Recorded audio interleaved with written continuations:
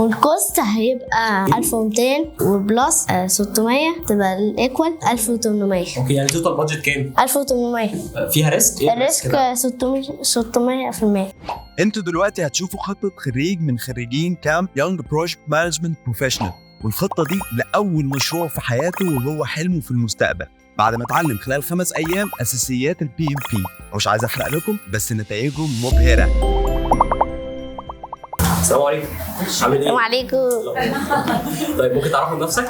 انا عمار، عندي 10 سنوات. اوكي، ايه البروجكت بتاعك يا عمار؟ فوتبول بلاير. والسكوب يعني ايه الحاجات اللي انا هعملها؟ انا من بدري تريننج، اكل طعام صحي، اقدم في نادي الاهلي. بعد كده التايم يعني الوقت ستارت، الاثنين في نفس الوقت، ايتنج وتريننج، واقدم في النادي وانا عندي 17 سنه. العب تيشيرت النادي وانا عندي 17 سنه. والكوست هيبقى 1200 وبلس 600 تبقى الايكوال 1800. اوكي، يعني توتال بادجت كام؟ 1800.